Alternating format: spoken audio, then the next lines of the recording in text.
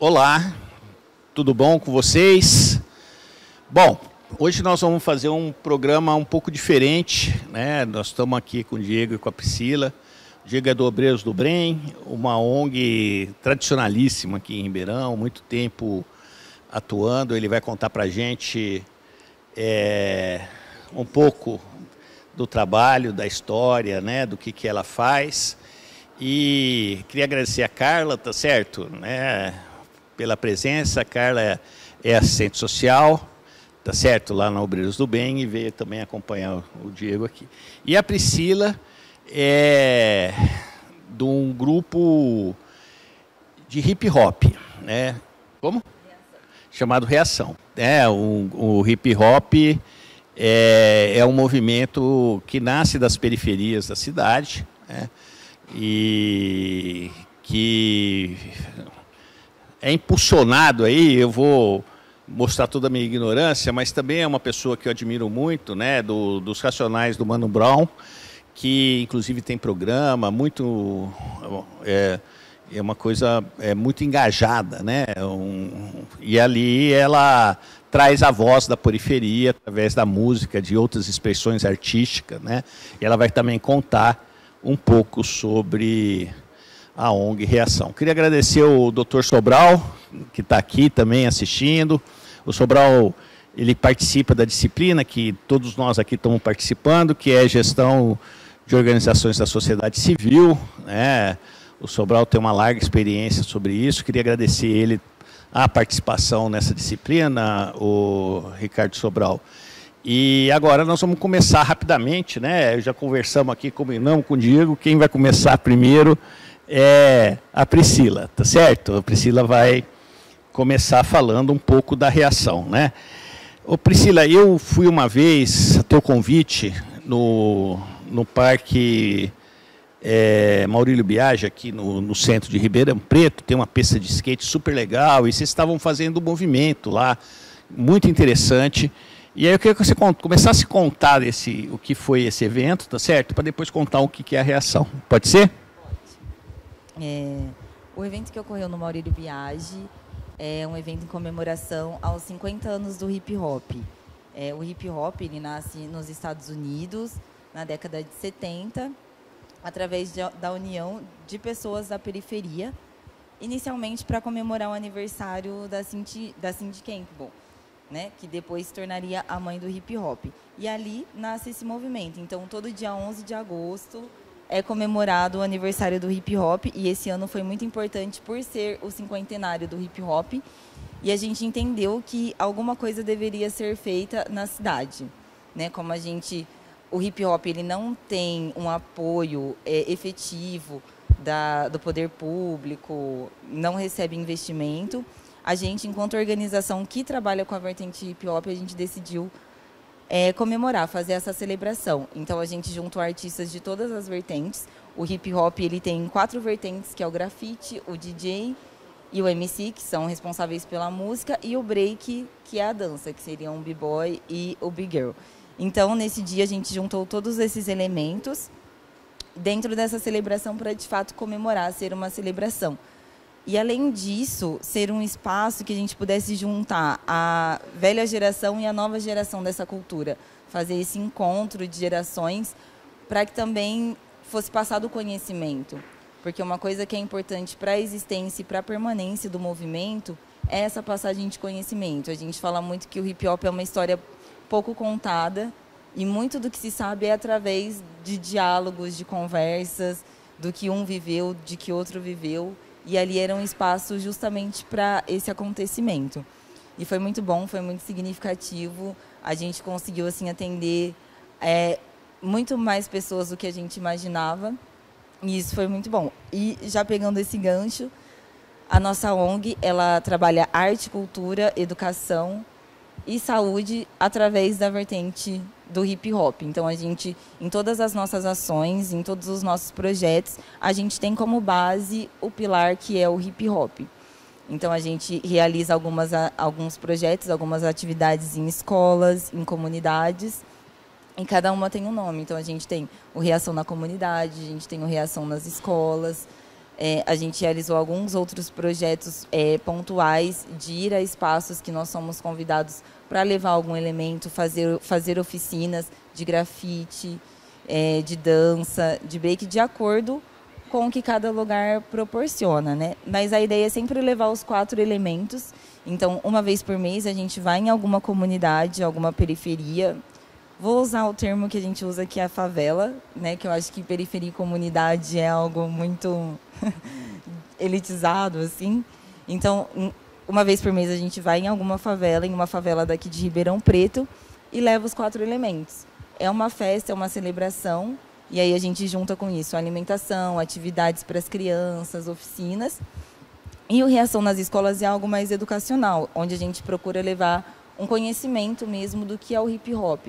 Então a gente teve o Infinity Class, que é uma aula sobre a origem do hip hop até os dias atuais e como o funk, o trap e outras vertentes estão ligadas ao movimento hip hop, como que surgiu, né, que vem desde o soul, desde o jazz e perpassa todos esses elementos sempre dentro de uma cultura preta. E também nas escolas é onde nós realizamos as oficinas, né, sejam de grafite, de break.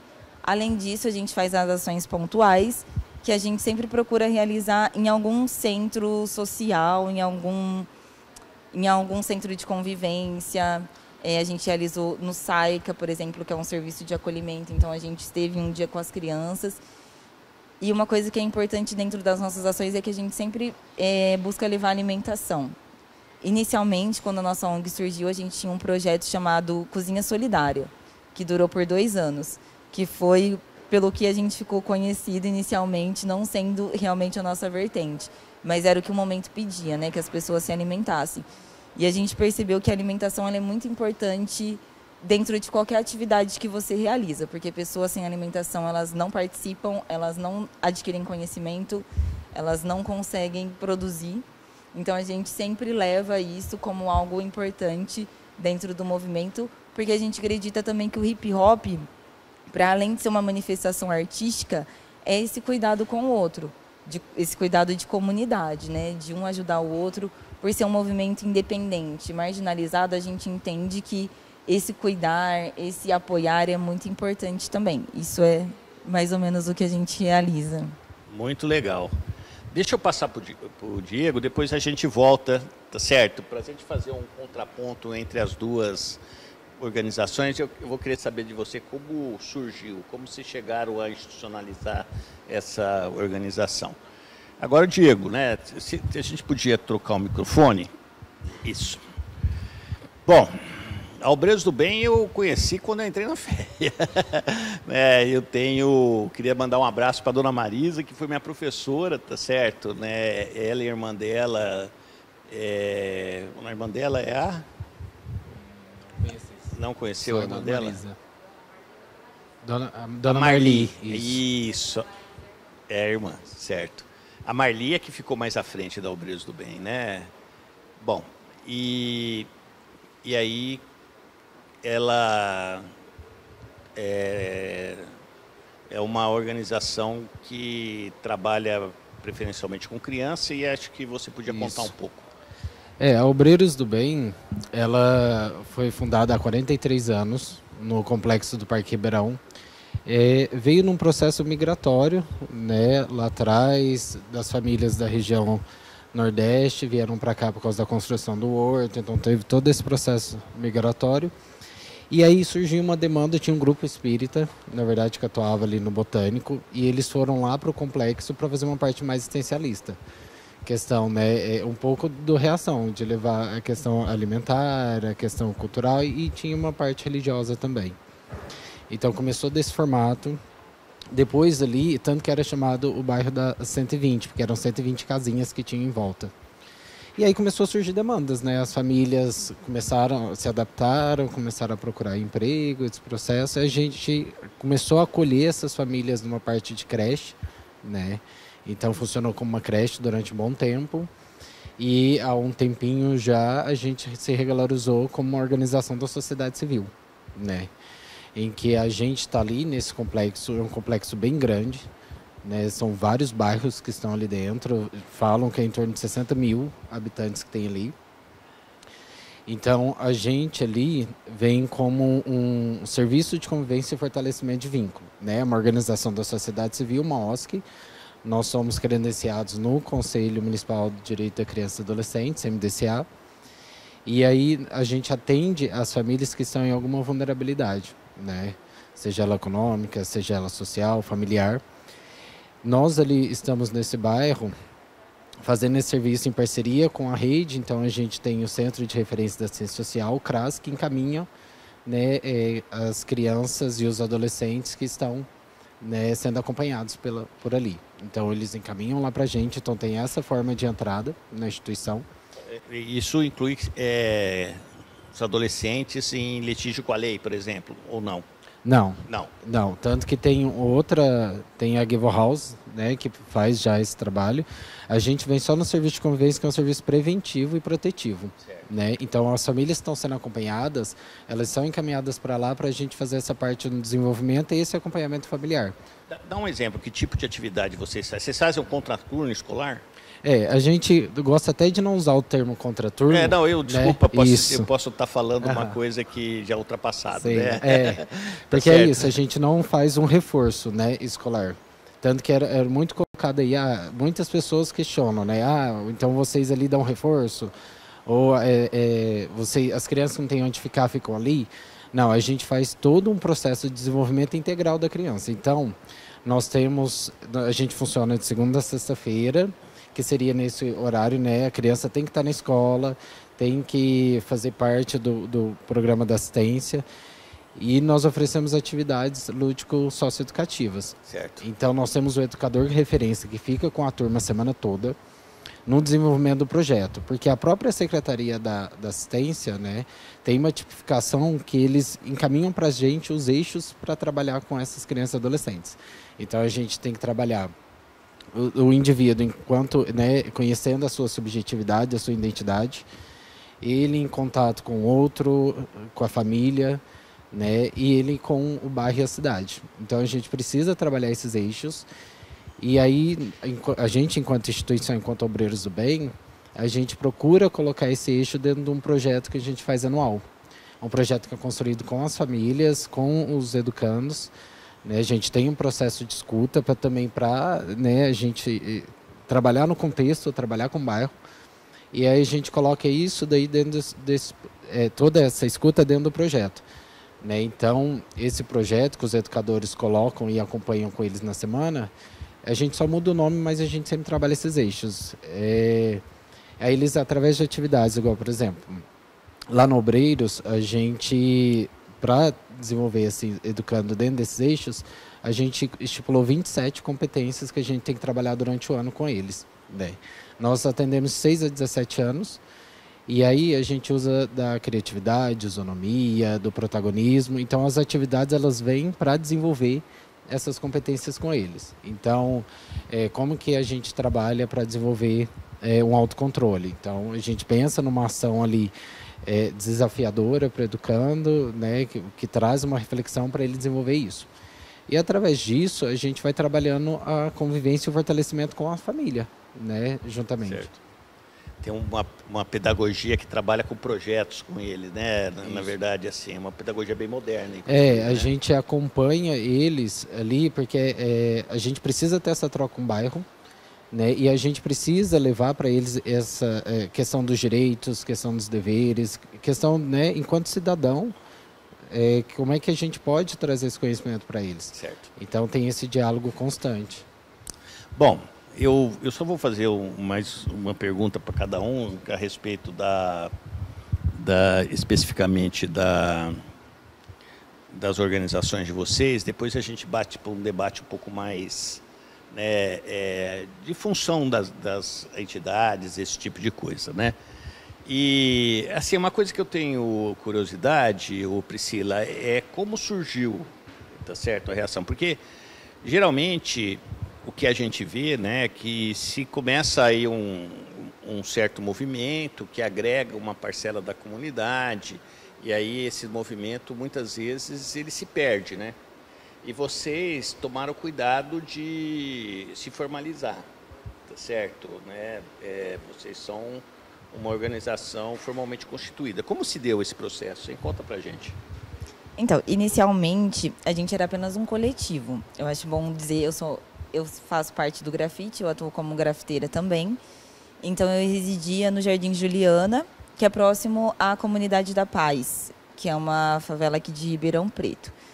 E a gente, como eu estava começando a aprender o grafite na época, a gente ia todo final de semana numa praça para fazer a revitalização, fazer uma arte. E com isso a gente começou a revitalizar essa praça. Deixa eu falar uma coisa, se o Fernando puder, Fernando, mostra o grafite que a gente tem aqui no Teias ali pro pessoal, ó. Nós fizemos um grafite aqui com o Bro, né, que é um grafiteiro aqui da cidade. Se eu tivesse te conhecido antes, a gente tinha chamado vocês para fazer o grafite aqui, viu? Que é o Bro da Silva, né? Mas eu conheço ele, inclusive. Certo. Ele esteve em diversas ações que a gente fez, inclusive nessa primeira. Mas a gente começou a revitalização da praça com alguns artistas, inicialmente só o grafite. E aí a gente percebeu que essa praça, que antes estava abandonada, estava isolada, começou a ser utilizada pelos moradores e eles apreciavam muito aquilo. E era uma praça fora da região central, ou não? Era na periferia. Da periferia. Mas o que é periferia? Periferia no sentido territorial. Fora do centro, da Zona Norte, por exemplo. Isso, seria na Zona Leste. Na Zona Leste. Zona Leste da cidade, então, num ambiente periférico territorial, mas ali tinha uma favela que é a Comunidade da Paz, certo, que a gente vai chegar nela posteriormente. E aí a gente percebeu que a comunidade ali ao entorno começou a frequentar a praça, não só frequentar a praça, mas eles iam nos momentos em que a gente estava pintando. E aí a gente percebeu que isso era uma necessidade daquele local, né, de devolver a arte para onde de fato ela pertence, né, porque a gente entende que o hip hop é um movimento periférico, é um movimento da periferia, na sua fundação, no seu início. E isso em Ribeirão Preto havia sido perdido. Por 10 anos, se a gente vai pegar de 2013, que foi quando começou um sucateamento dessa cultura, a gente tinha poucas manifestações artísticas dentro das periferias. Elas estavam mais em pontos centrais, dentro de instituições, e aí a gente entendeu que a gente devia fazer essa retomada. E aí, tendo a comunidade ali próxima, a gente fez um diálogo com essa comunidade, porque a gente queria, de fato, estar ali, levar para essas pessoas, mas também entendendo qual era a necessidade deles. E a gente fez uma proposta de levar um dia de atividades, de ações, que englobariam os 4 vertentes do hip-hop, alimentação, além disso, cuidados de estética, então corte de cabelo, atendimento psicológico, oficina para as crianças. Isso é o Reação na Comunidade. Ali, dentro desse contexto, se fez o que se tornaria o Reação na Comunidade. E aí a gente sempre tenta deixar uma contrapartida. E no caso específico dessa comunidade, eles não tinham lixeiras. Então era muito complicado retirar o lixo de dentro da comunidade, que não passa caminhão de lixo, e retirar para fora. Então, como contrapartida, a gente confeccionou latas de lixo para colocar nessa comunidade. E aí, naquele momento, a gente percebeu que isso era uma atividade que a gente deveria realizar. Mas, ao mesmo tempo, veio a pandemia. E aí a gente percebeu que a gente teria que agir de outras formas. A nossa institucionalização se deu no meio da pandemia. Como a gente estava prestando um serviço assistencial, a gente não poderia atuar com aquilo que a gente queria de fato, mas a gente entendeu que era importante essa formalização para poder ter ações, né? Porque, querendo ou não, dentro do sistema que a gente vive num mundo que admira muito um CNPJ, muito mais do que um coletivo, do que um movimento, e isso abriria portas, né? Então a gente se formalizou institucionalmente, com estatuto e tudo, e a partir disso a gente conseguiu realizar outras ações. Deixa eu só fazer mais uma pergunta. E como que vocês se financiam? Essa é uma grande questão. A gente é um movimento, a gente é uma organização independente, financeiramente. Não independente porque a gente tem dinheiro, mas porque a gente não conta com recursos necessariamente públicos. Certo. Né? Vocês não participam de nenhum edital? A gente participou de editais aqui da cidade de Ribeirão Preto. Como para participar de edital você tem que ter no mínimo 2 anos de existência, então a gente tinha esse bloqueio. Então, no ano passado, foi a primeira vez que a gente pôde participar oficialmente como instituição de um edital, que a gente foi contemplado aqui em Ribeirão. Foi a primeira vez que a gente agiu dessa forma. O edital da cultura? Isso, da Secretaria de Cultura, o edital Encantos. Anteriormente a isso, no projeto das cozinhas, a gente sempre contou com doações da sociedade civil, de pessoas físicas mesmo. A gente fez até parcerias dentro da própria USP, com centros acadêmicos da medicina, da pedagogia, para a gente fazer esse levantamento, né? Então, a gente conseguiu que os recursos viessem de pessoas físicas e, com isso, realizar os nossos projetos. E, normalmente, ocorre dessa forma. A gente vai realizar o projeto Reação na Escola. A gente precisa de valor X. Então, a gente tem uma lista de contatos que já são apoiadores dos nossos projetos. A gente tem uma lista de transmissão e a gente pede doação para a pessoa física. Então, a gente levanta esse dinheiro, faz o projeto e, basicamente, é isso. O edital já foi de outra forma, porque aí demanda outro tipo de atuação, né, dentro dele. Mas, normalmente, as nossas ações são todas financiadas pela Sociedade de Ribeirão Preto. Muito bem. E agora vamos lá para Obreiros do Bem, né? Quando você entrou, a instituição já era institucionalizada. Eu acho que você podia contar um pouco como é que é o financiamento. Eu acho que se a gente começar com essa parte do financiamento, eu acho que seria legal, viu? Ali na Obreiros nós temos, né, nós fazemos parte do conselho, então tem uma verba que vem para isso. Só que a nossa maior arrecadação, ela vem também da restituição do imposto de renda, né, das pessoas físicas. Só que hoje o dinheiro que a gente mais conta para continuar com os projetos e tudo mais é a nota fiscal paulista, né? Porque é um dinheiro que as pessoas se cadastram na Secretaria da Fazenda, né, elas colocam lá e toda compra elas colocam o CPF, que aí vai direto.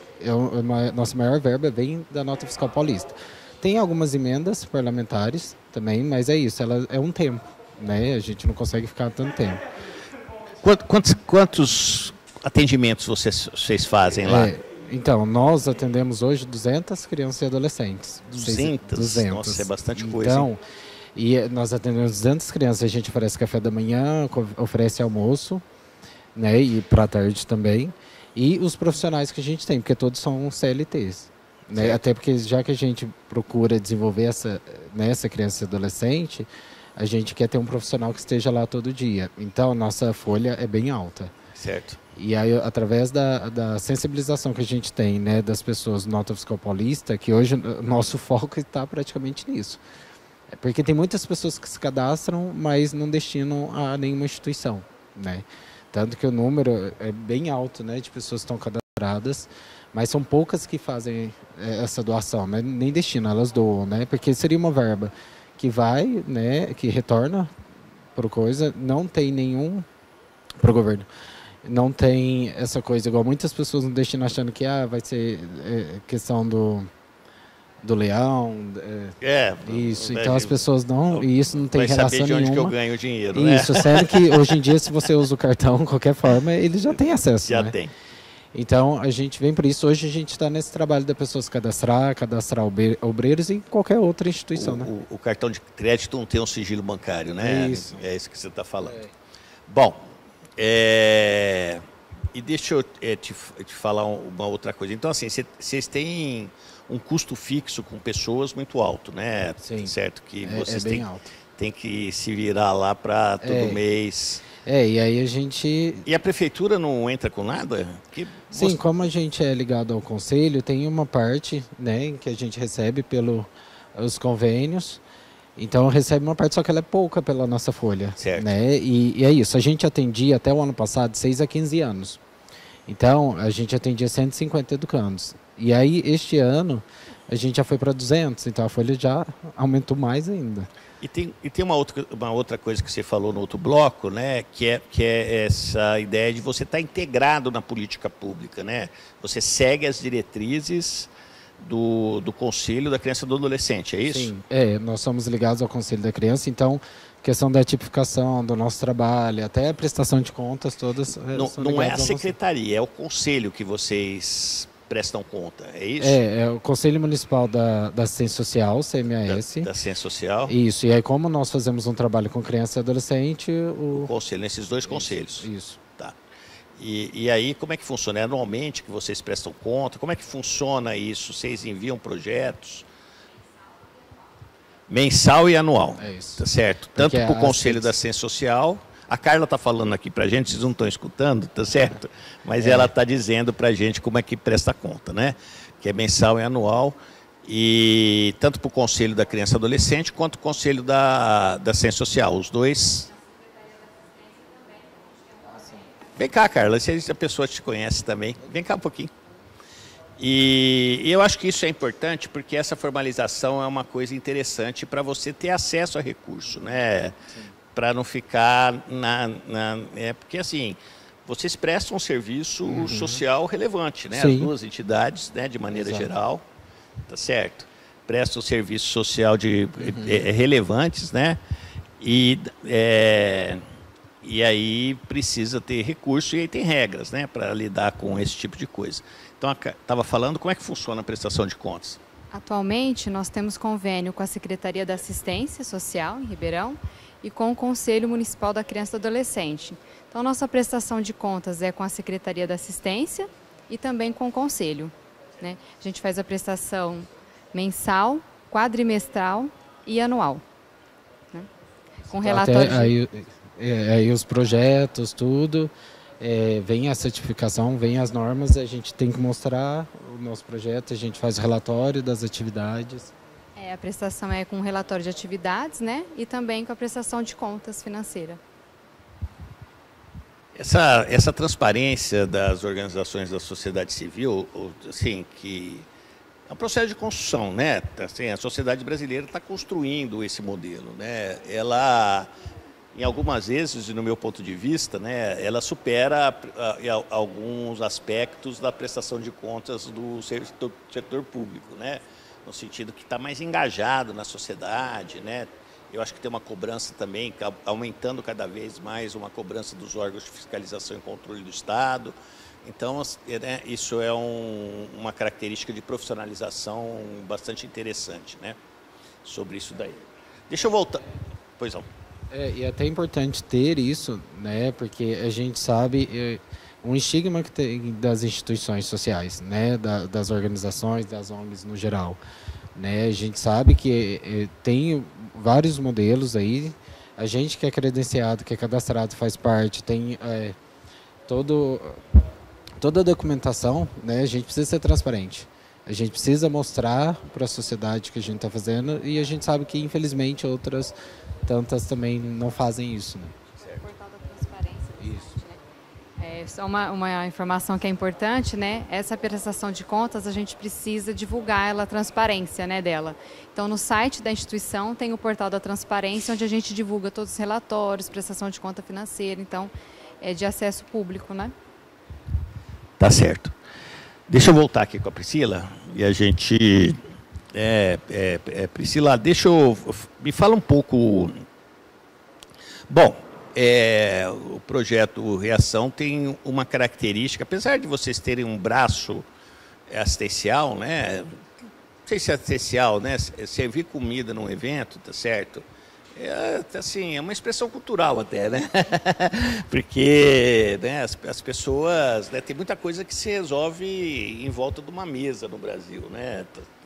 A comida é um fator de agregação social. Tem um livro que é do Da Mata, né, que o Da Mata fala sobre essa questão da comida, né? A comida, da importância da comida na cultura brasileira, né?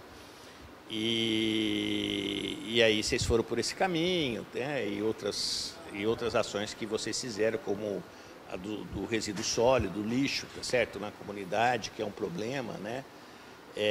um problema também, assim, porque as pessoas começam a juntar lixo, as pessoas acham que moram no lixo, né? E elas são lixo junto com lixo, né? Exatamente. Então, assim, né, é uma coisa que depõe contra a autoestima da comunidade, né? Propriamente dito, tá certo? Então, aí eu queria saber um pouco de você, como é que vocês... assim, eu não entendi qual que foi a liga. Como é que... Porque o hip hop, ele é um alienígena no Brasil. Porque ele veio, apesar do movimento, apesar dos Racionais e dos outros grupos que vieram aí da periferia, tá certo? E dos outros grupos que vieram na periferia, né, com esse movimento, né? A gente tem o samba, tá certo? A gente tem, né, o bando, o candomblé também, que é muito musical, cultural, né? Como é que vocês se engajaram na comunidade aí com esse tema? Eu acho que justamente porque você deu o exemplo do samba, né? Mas o samba, ele é elitizado, né? Hoje o samba, ele é muito aceito. Quando a gente fala de cultura marginal, o hip hop eu acho que é a principal delas. Porque dentro das comunidades o hip hop ele é muito ouvido. Dentro da comunidade você vai encontrar pessoas que cantam, pessoas que dançam, pessoas que grafitam. Só que ninguém sabe que essas pessoas existem. E a partir do momento que a gente começou a adentrar nas comunidades, a gente percebeu que ali existiam potências. E dentro disso também a gente começou a pensar num outro projeto que é o estúdio comunitário que a gente tem hoje, que é justamente para dar a possibilidade de que jovens que nunca teriam sua música gravada, nunca teriam sua voz ouvida, possam utilizar desse recurso. Mas eu acho que o diálogo nasce justamente porque o hip hop dialoga diretamente com a periferia. Quando você também deu o exemplo do Racionais. O Racionais, ele trata da realidade que eles vivem. O hip hop é a realidade vivida na periferia, assim como é o funk, por exemplo. Não necessariamente em São Paulo, mas mais no Rio de Janeiro.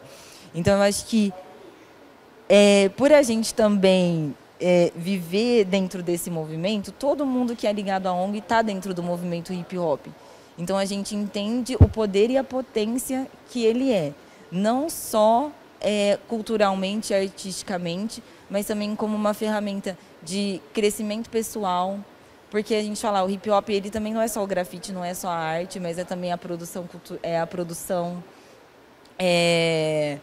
a escrita de projetos, a gravação. Então, quando a gente começa a ver certinho, tem diversas vertentes. E hoje o hip hop ele já adentrou muitos espaços. Por exemplo, ele está aqui dentro da universidade, ele está dentro de esferas públicas, coisas que há anos atrás não existiria, mas foi percorrido vários caminhos, pessoas sofreram muito para que a gente recebesse algum reconhecimento sobre isso. Eu gosto, tá certo, assim, né? Eu não tenho muito vocabulário, tá certo, para poder falar da área, né? Mas, assim, das coisas que eu conheço, né, tem podcast, tem essas plataformas digitais que esse movimento entrou, tá certo? Uhum. Tem muita coisa muito boa, muito legal, tá certo? Inclusive, esse ano surgiu um pedido, né, para que o hip hop se torne um patrimônio imaterial, um patrimônio cultural imaterial do Brasil. Certo. Né, dada a importância que ele tem. Mas quando a gente pega a história mesmo, foi percorrido um caminho muito longo, assim, e ele vem justamente dessa margem. Mas é o que dialoga com essas pessoas diretamente. E quando a gente conversa com outras pessoas, eles percebem que dialoga, mas ao mesmo tempo não querem utilizar desse recurso por ter essa visão. E é muito importante essa questão da voz da periferia ser feita pela própria periferia, né? Eu pego como exemplo o funk, né, que é o outro lá.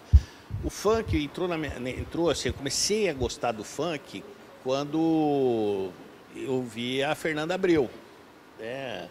A Fernanda Abreu é que tocava naquele grupo da Blitz, tá certo? Muito obrigado, viu? E a Fernanda Abreu fez carreira solo e ela muito engajada no funk, né? Tá certo, né? E é como um movimento social, né? O hip hop não, o hip hop fez ouvir a voz, né? Tá certo? E com muito confronto, teve muito confronto. Tem um filme dos Racionais que está no Netflix, né? Isso. Eu não sei se vocês assistiram, se não assistiram, convido-os a assistir, porque é muito legal, tá certo? Para mostrar um pouco a história desse movimento, né? E fala justamente disso, né? De como esse movimento deu voz para a periferia, né? Porque antes não era ouvida, ninguém queria saber o que acontecia, e a forma como se encontrou de ser ouvida, de ser tratada, foi isso. E aí, nessa cidade meio que se perdeu, né? Então, existiam esses atores que utilizavam do hip hop como forma de expressão, mas não eram assistidos porque estavam dentro das periferias. E aí, quando a gente entendeu que existia uma conexão entre nós e eles e que era o hip hop, tudo fez sentido, assim. Então, o trabalho, ele faz sentido, e faz sentido até levar isso para dentro das escolas, porque como eu sou da parte da educação, eu até falo que é algo que dialoga diretamente com as relações étnico-raciais. Quando a gente está tratando de cultura negra, quando a gente está tratando de cultura afro-brasileira, dialoga diretamente com uma ancestralidade que vem assim de anos e que perpassa gerações. O Racionais mesmo ultrapassa gerações, é conhecido até hoje, mas também hoje a gente tem as novas vozes, né? E eu acho que a cada geração são outras coisas que precisam ser ditas, mas a necessidade ainda é a mesma, que é a maior luta da nossa organização, é para que o hip hop seja reconhecido.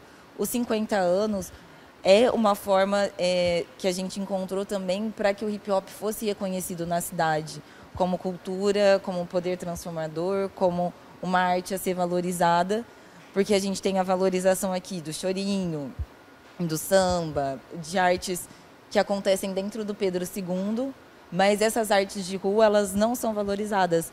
E a valorização, ela pega num ponto crucial, que é o fomento.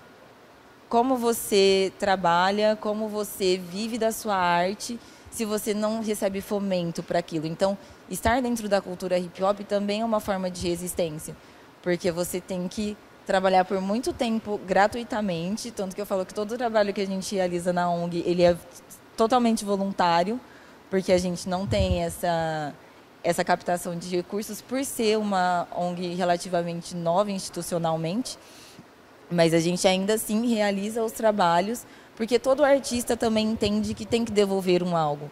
Então, toda vez que a gente convida alguém para estar dentro da favela, eles entendem a importância de levar isso para aquele lugar. Porque a única interferência, a maior interferência que tem dentro desses espaços é a força policial.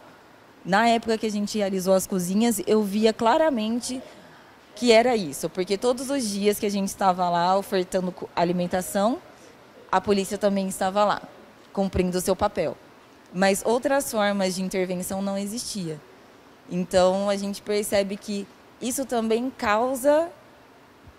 O Estado tem a cara da polícia. Exato. Na favela, né? Quais são as possibilidades que se dão, né? Quando você só tem a força policial e...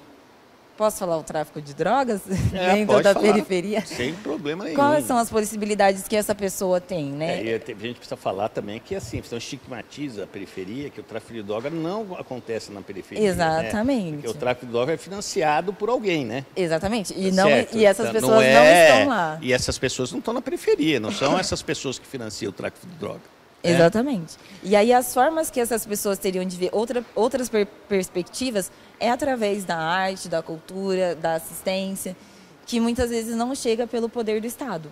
Não chega, né? De fato, não chega. E aí a gente entende que o nosso papel realmente é levar isso para eles de alguma forma, para dar uma oportunidade de eles terem outra visão, né, de mundo, seja dentro da escola, seja dentro da própria comunidade. E a gente percebe isso, é que a cultura, ela, não, como disseram aqui em alguma das aulas, ela não dá um resultado que você consegue mensurar, né? Então, acho que é por isso também que recebe tão pouco investimento. Eu vou passar um pouco para o Diego. Não, só segura um pouco, né? Eu queria dizer que a Priscila é aluna do curso de Pedagogia, o Diego também, tá certo, né? Que vieram fazer uma disciplina aqui na FEA. E aí que surgiu essa oportunidade da gente ter esse diálogo aqui, tá certo? Que está muito legal. É muito interessante, né? Esse ponto que a Priscila falou é um ponto importante, né? Que está relacionado com os financiamentos dessas atividades que são feitas para a sociedade e pela sociedade, né? Não é nenhum órgão público que está fazendo, é a própria sociedade que se articulou para fazer esses eventos nas duas entidades, só que você precisa de fonte de financiamento regular, tá certo? Para fazer esse tipo de coisa, né? O caso da cultura é um pouco mais difícil, como ela estava falndo, porque a cultura, apesar de ser um produto de exportação brasileiro, reconhecido mundialmente como de muita qualidade, tá certo? Então, assim, pode ir qualquer país do mundo, né, que eles conhecem a música brasileira, a arte brasileira, a telenovela brasileira, roda o mundo, né? Escravizaura passou na China, né? Tá certo, né? Então, assim, a gente tem muias críticas de utilitaristas, né, de maneira geral, com relação ao investimento em cultura, né? Isso, nesse último período que nós tivemos, ficou claro com relação à Lei Rouanet, né, ataques fortíssimos com relação à Lei Rouanet. É lógico que tudo precisa ter prestação de contas, tudo precisa ser aplicado de acordo, precisa o máximo possível ter uma capacidade de você aferir resultado, tá certo? Mas, né, não pode, de repente, parar financiamento, porque senão se quebra essas organizações, né? Então é um pouco esse debate que a gente estava tendo. Posso fazer só um adendo? Pode. O rap, ele é a música mais ouvida no mundo, atualmente, né? Então, ele é uma potência, só que o movimento em si não é reconhecido. E outro adendo, por mais que as nossas formas de captação de recursos sejam, como que eu posso dizer, arcaicas, ainda assim a gente tem esse papel de prestar contas do que a gente faz, né? Então, seja através de relatórios, seja através das exposições nas redes sociais, no site, tudo isso tem que ser retornado para quem acredita e investe nesse trabalho, porque a gente também depende muito da sociedade mesmo para que tudo isso aconteça. É bem legal quando, né, a gente fala da cultura, porque lá no nosso trabalho, igual eu disse anteriormente, a gente busca fazer todo o planejamento e projeto criando uma ponte com o bairro, né? Estamos no bairro, a gente não é uma ilha, então a gente precisa ouvir.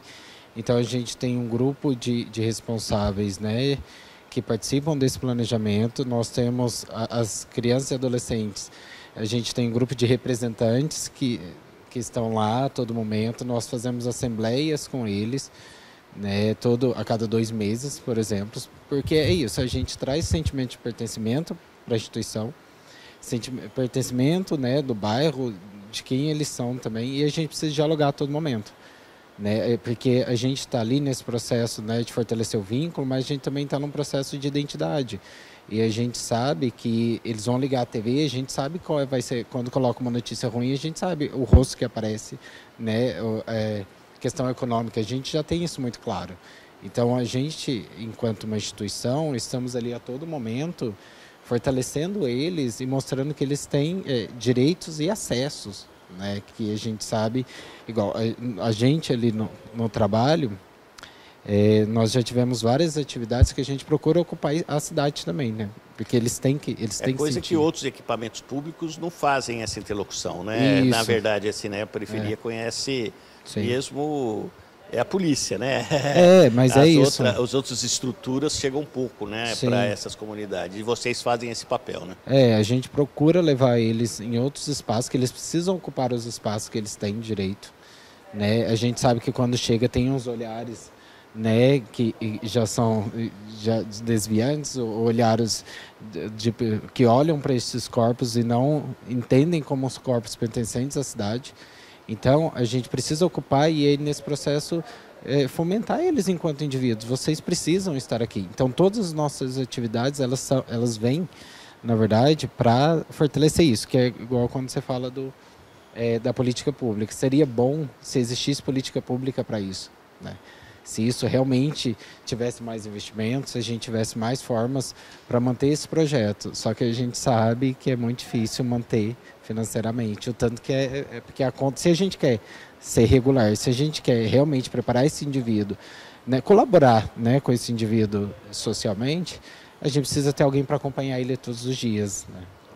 E me conta uma coisa, vocês são uma ONG antiga, né? Tá certo? Aí, né? Um tempinho já. Isso. Vocês têm acompanhado os egressos de vocês? Vocês têm Temos. algumas notícias, por Temos. exemplo, que do que aconteceu, assim, vamos falar assim, de bons exemplos, Sim, tá certo, sim. né? Nós temos, lá na instituição mesmo, né, nós temos algumas pessoas que passaram por lá e hoje trabalham com a gente, estão registradas ali com a gente. A Obreiros, ela tem uma tradição há muito tempo de tear, né, que é aquele processo de fazer tapetes, um processo bem antigo, né, e Obreiros... É um tear artesanal. É isso, artesanal. Então, muitos educandos passaram por lá e esse tear também trouxe muitas famílias para lá, né. Então, alguns educandos que saíram hoje vão esse lá. tear, além das crianças, dos adolescentes, a comunidade participa. A gente aos poucos está começando a abrir, mas a ideia é que isso vire uma cooperativa, Tá. A ideia é que ele funcione ali para as famílias, né? Porque, querendo ou não, volta uma renda para eles. Então, a gente começou com um grupo agora, a gente pretende ano que vem colocar essa cooperativa. Deixa eu te fazer outra, interromper Sim. você. Você traz umas fotos do TR para a gente Sim. colocar, enquanto você fala no filme, a gente coloca lá o que vocês produzem. Então, com as crianças e adolescentes, a gente faz mais um trabalho, né, de desenvolvimento deles enquanto indivíduo, não é comercial, é apenas como faz parte dessa prática, né, porque a gente trabalha a questão motora, né, a concentração. E com o bairro, as famílias, a gente está estruturando esse projeto para criar uma cooperativa mais para frente. E também hoje já tem um grupo que vai lá. Esse TR a gente faz até um bazar, agora em novembro vai ter um.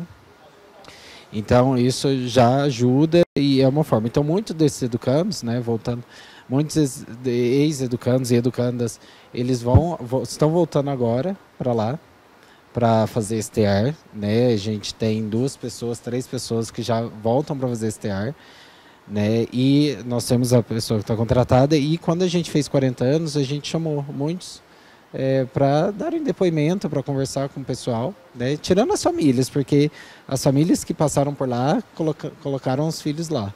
E eles voltaram, muitas pessoas, tem uns que estão em startups, tem uns que estão já em empresas, tem gerentes, porque é isso, né? A gente precisa fortalecer, igual eu disse. E quando eles voltam lá, ou a gente encontra eles na rua, fala da Belinha, o núcleo, lá da Dona Marisa.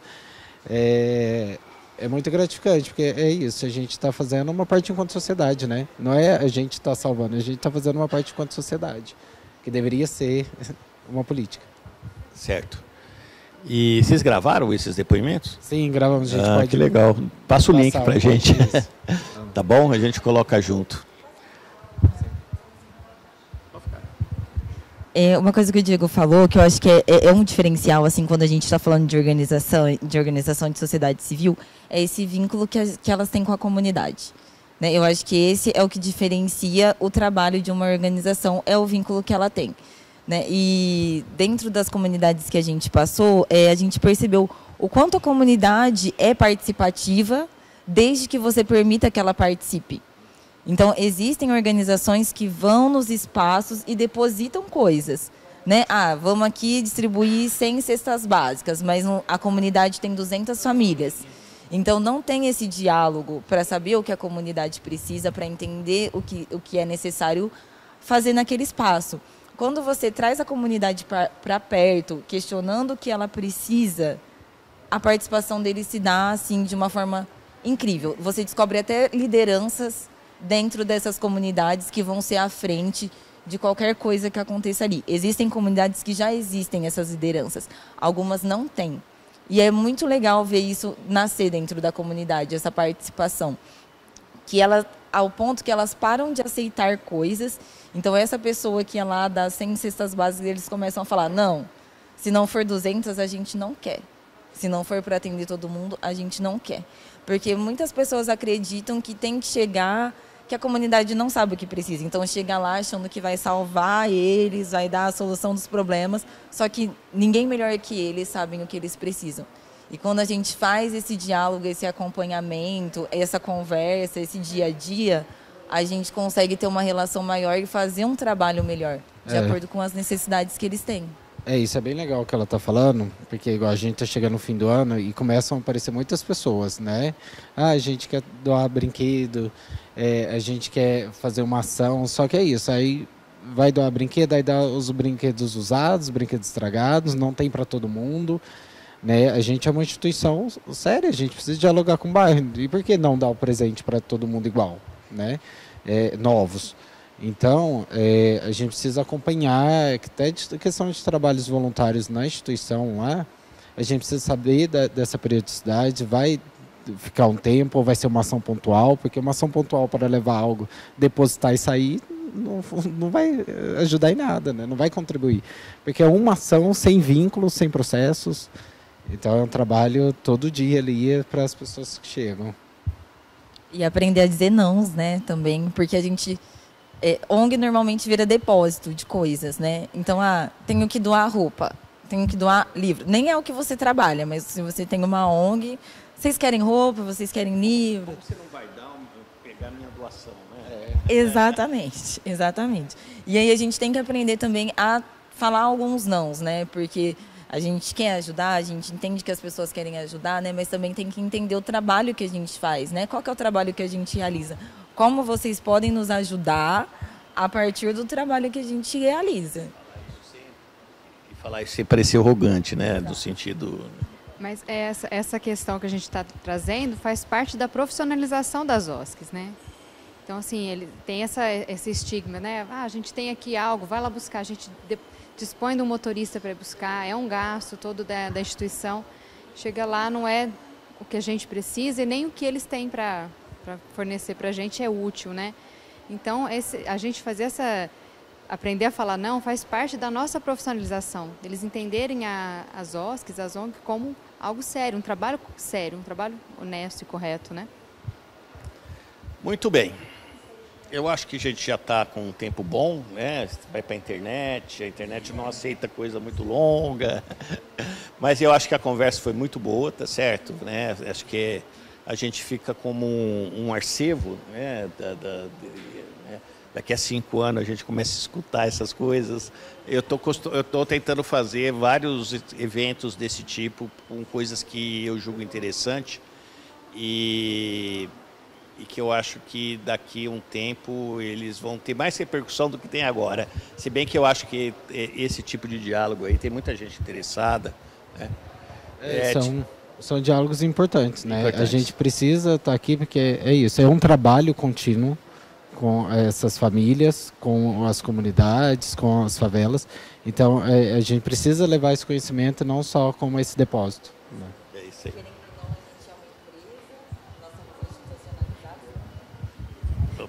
Querendo ou não, nós somos uma empresa, né? Nós somos institucionalizados, que é uma coisa que a gente até estava conversando antes, que não é porque a gente é sem fins lucrativos que a gente não é uma empresa, que a gente... É um grupo de abnegados, tá certo, né? Vocês precisam ser remunerados adequadamente pelo trabalho que vocês fazem em prol da sociedade. Exatamente. E a gente está Esse é o básico, né? Mais do que isso, a gente está prestando um trabalho que o próprio serviço público não consegue prestar. Então, eu acho que é também uma forma de dizer para as pessoas que elas, se elas querem ajudar, que elas procurem entender o trabalho da ONG, assim, né? O que ela faz, como age, para que elas também possam ajudar da melhor forma. Porque existem pessoas muito solistas, né, que não sabem como ajudar. E normalmente a gente sempre pergunta para a pessoa, como você quer ajudar? A gente faz isso, isso, isso e isso. Como você quer ajudar? Eu acho que assim, vocês puseram, você precisa conhecer o que a ONG faz, né? Porque também a gente tem uma coisa que, né, deixa eu doar para ficar com a consciência tranquila, né? Alguma coisa parecida, e não se envolve efetivamente naquilo que, né, você precisa ter consciência daquilo que você está fazendo. A gente teria muito mais questões aí, né? Podia falar, por exemplo, né, da questão política, né? No sentido do papel que essas ONGs desenvolvem na produção de políticas de educação, de assistência social, tá certo? De participar desse debate nos conselhos, né? De participar desse debate na cultura, um pouco mais profundamente, né? E do universo político institucional, né? A relação com os políticos profissionais, com a Câmara de Vereadores, com a Prefeitura. Então, esse universo aí também é um universo que pouco se fala. Mas a gente volta e chama um dia para a gente conversar sobre esse assunto específico.